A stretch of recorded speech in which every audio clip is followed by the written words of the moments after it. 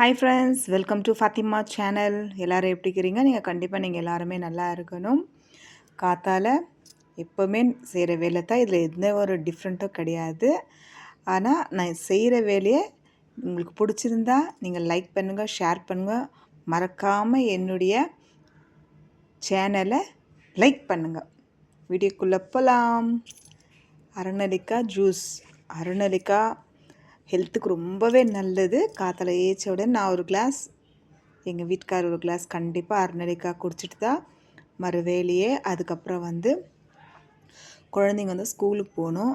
எங்கள் பையன் ஸ்கூலுக்கு போகிற வயசெல்லாம் தாண்டி இப்போது செகண்ட் இயர் டிகிரிக்கு அவர் போயின்னுக்கிறாரு. எவ்வளோ காலேஜ் தேடியாச்சு.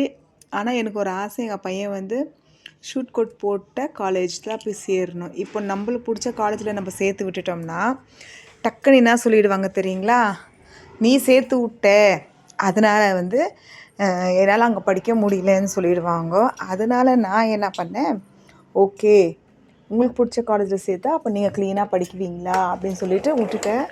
அதனால் அவர் ஷூட் கோட் போடணுன்னு ஆசையினால் மனசு ரொம்ப ஒடிஞ்சு போயிட்டேன். சரி விட, அவங்களுக்கு பிடிச்ச காலேஜில் சேர்ந்துக்கிட்டோம் அப்படின்ட்டு. அவர் காலேஜெல்லாம் போய் அட்மிஷன்லாம் ஆகிட்ட பிறகு அதுக்கப்புறம் அவங்க சொல்கிறாங்க, வீக்லி வீக்லி வாரத்தில் ஒரு நாள் ஷூட் கோட் போட்டே போடணுன்னு.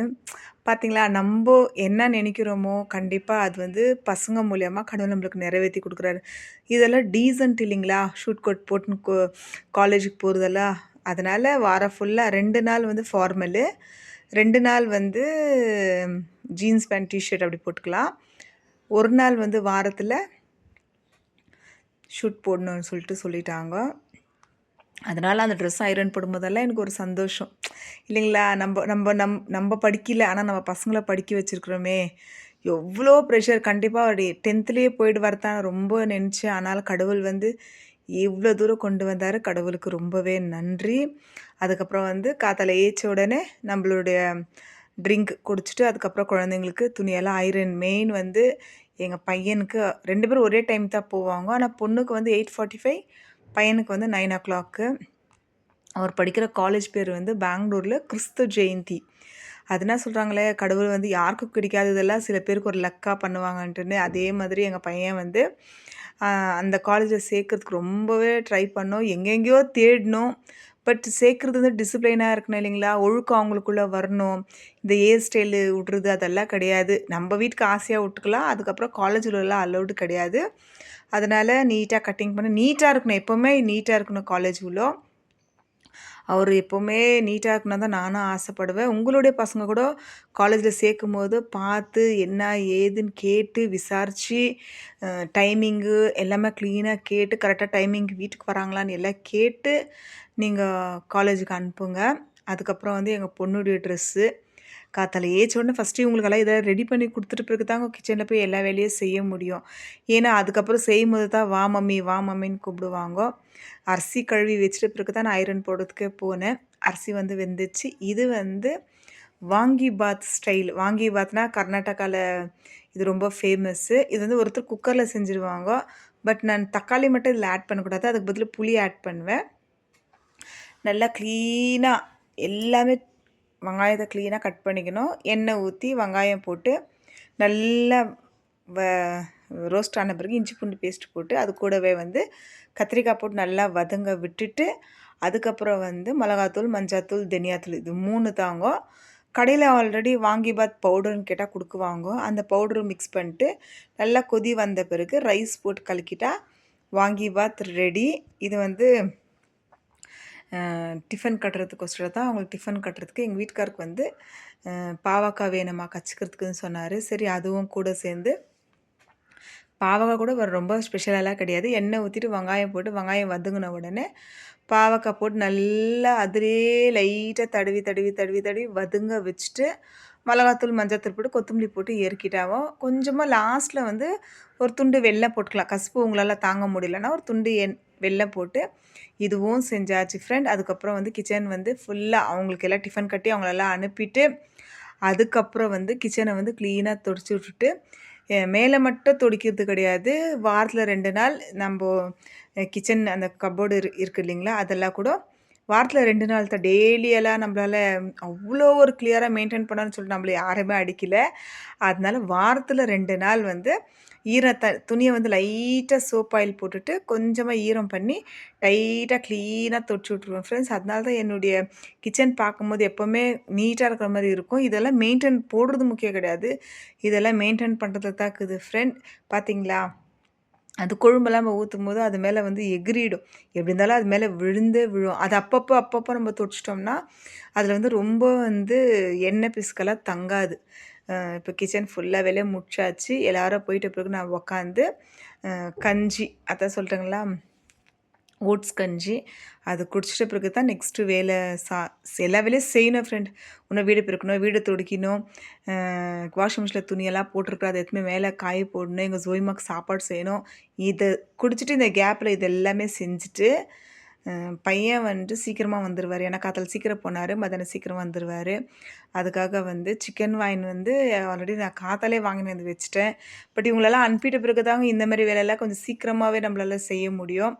அதனால் வந்து அவங்க எல்லோரையும் அனுப்பிட்ட பிறகு தான் மத்தியானம் போல் எல்லா வேலையும் முடிச்சுட்டு இது மட்டும் ஏன்னா காத்தால் ரைஸ் வெடித்து நம்ம ரெடியாக வச்சுட்டு இருந்தோம் இல்லைங்களா? மத்தியானம் போல் வெறும் சிக்கன் மட்டும். இது வந்து கேப்சிகம் சில்லி சிக்கன் சொல்லுவாங்க. அது யார் யார் எப்படி எப்படி ஸ்டைலில் செய்கிறாங்கன்னு தெரியாது ஃப்ரெண்ட்ஸ். நான் இப்படி தான் செய்வேன். எண்ணெய் ஊற்றிட்டு எண்ணெய் ஊற்றினா வெங்காயம் நல்லா ஃபைனாக கட் பண்ண வெங்காயம் போட்டு நல்லா வதங்கிட்டு கூட வந்து பச்சை மிளகாய். இப்போ நான் வெங்காயம் போட்ட கலர் நீங்கள் பார்த்தீங்க தானே, பிங்க் கலரில், பிங்க்கு கூட கிடையாது, கொஞ்சம் ஒயிட் கலரில் இருக்குது. அது ஃபுல்லாக வந்து ப்ரௌனாக ஆகணுங்க. ஏன்னா அதில் இருக்கிற தண்ணி கொஞ்சம் கூட இருக்கக்கூடாது. அந்த தண்ணி வந்து ஃபுல்லாக வற்றணும். நான் உங்களுக்கு காட்டுறேன். கொத்தமல்லி வேணுமாயிடுச்சு. அதான் கொஞ்சம் கொத்தமல்லி க்ளீன் பண்ணி கட் பண்ணி வச்சுக்கலாம். வேறு எதுவுமே அதில் ஆட் பண்ண போகிறது கிடையாது ஃப்ரெண்ட்ஸ். நீங்கள் பார்க்குவீங்க, நீங்கள் பார்த்தா உங்களுக்கு தெரியும். குக் பண்ணும்போது நீங்கள் பார்த்தீங்கன்னா அதே மாதிரி இம்மீடியட்டாக நீங்களே ஒரு 1/2 கேஜி சிக்கன் வாங்கி நீங்கள் செய்யலாம். இந்த ஸ்டேஜ் கூட கிடையாது. இந்த ஸ்டேஜில் நான் இஞ்சி பூண்டு பேஸ்ட் போடுறேன்.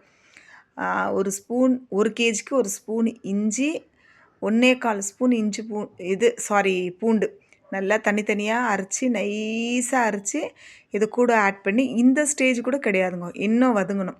இன்னும் நல்லா பாருங்கள், இந்த அளவுக்கு தண்ணி எல்லாம் சுண்டிட்டு வெறும் வெங்காயம் மட்டும் இருக்கணும். அது கூட வந்து நம்மளுடைய சிக்கன் வந்து க்ளீனாக கழுவி வச்சுருக்கிற வினிகர் ஊற்றி அத்தையும் இதில் போட்டு நல்லா, ஏன்னா ஒரு கையில் ஃபோன் இருக்குது ஃப்ரெண்ட், அது கையில் இன்னொரு கையில் வந்து என்னால் சப்போர்ட்டிங்கில் செய்ய முடியல.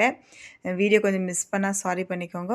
இதில் வந்து மஞ்சாத்தூள் வந்து தண்ணியில் மிக்ஸ் பண்ணி ஊற்றுங்க. ஏன்னா இதில் நம்ம எதுவுமே ஆட் பண்ண போகிறது கிடையாது. ஏன்னா ஆல்ரெடி நம்ம பச்சை மிளகாய் போட்டுட்டு இருக்கிறோம். அது கூட வந்து இஞ்சி பூண்டு பேஸ்ட்டோ போட்டிருக்கிறோம். 2 காரம், வெங்காயமும் காரம், 3 காரம் ஆயிடுச்சுங்களா? இது கூட வந்து எதுவுமே இப்போ ஆட் பண்ணுங்க. இறக்கும் போது தான் பெப்பர் போடுவேன். இது 3 கேப்சிகம் இருக்குது, ரெட்டு, எல்லோ, க்ரீனு. உங்களுக்கு ஒரே ஒரு கேப்சிகம் க்ரீன் கலராக இருந்தால் கூட பரவாயில்ல. 1 கேஜிக்கு 3 கேப்சிகம் மீடியம் சைஸ் போட்டு நல்லா தராவி கொடுத்துட்டு, இதில் வந்து தண்ணி ஊற்றாதீங்க ஃப்ரெண்ட்ஸ், எதுவுமே ஆட் பண்ணாதீங்க. இப்படியே வந்து நல்லா சிக்கன் வந்து ரொம்ப ஹார்டாக இருந்தால் 2 விசில் போடுங்க.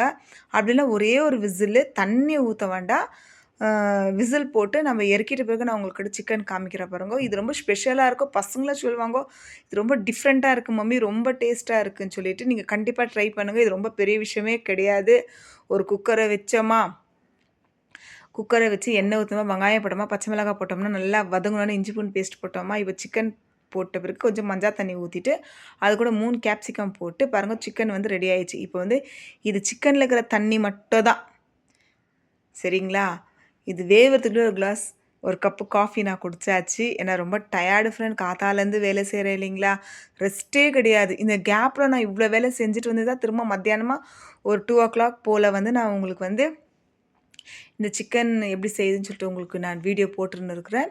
இப்போ கொஞ்சம் கொதித்து வந்தப்போ கொஞ்சம் தண்ணியாக இருந்துச்சுங்களா? இப்போ வந்து நல்லா கொஞ்சம் கொதித்த உடனே கொஞ்சம் பெப்பர் போட்டால் கொஞ்சம் கெட்டியாகும். 90% கிட்டலாம் கிடையாது, ஒரு 50% கிட்ட கொஞ்சம் ஒரு பதத்துக்கு வரும். ரொம்ப கெட்டியாயிட்டுன்னா சொல்ல முடியாது. அதுக்காக நான் என்ன பண்ணுறேன்னா, கொஞ்சமாக ஒரு 1/2 ஸ்பூன் கார்ன்ஃப்ளவர் மாவை தண்ணியில் மிக்ஸ் பண்ண 2 ஸ்பூன் வரும். நீங்கள் 1 ஸ்பூன் கார்ன்ஃப்ளவர் மாவு கூட போடாதீங்க. 1/2 ஸ்பூன் கார்ன்ஃப்ளவர் மாவு போட்டு தண்ணி ஊற்றி மிக்ஸ் பண்ணி சும்மா 2, ஏன்னா இது 1 கேஜி சிக்கன் இல்லைங்களா? இப்போ நான் 1 கேஜிக்கு வந்து 2 ஸ்பூனு தண்ணி மாதிரி கார்ன்ஃப்ளவர் மாவு அவளை பார்த்தீங்களா இப்போ பார்த்தீங்களா அப்படியே நுர கட்டின மாதிரி அழகாக திக்காக வந்துச்சுங்களா இவ்வளோ தான் ஃப்ரெண்ட்ஸ். இது உங்களுக்கு தண்ணியாக வேணும்னா நல்லா இன்னொரு கிளாஸ் தண்ணி வச்சு நல்லா நூடுல்ஸ் வேக வச்சு இதில் போட்டோம்னா அந்த சைனீஸ் சாப்பிட்றாங்க தெரியுங்களா அந்த டேஸ்ட்டில் இருக்கும்.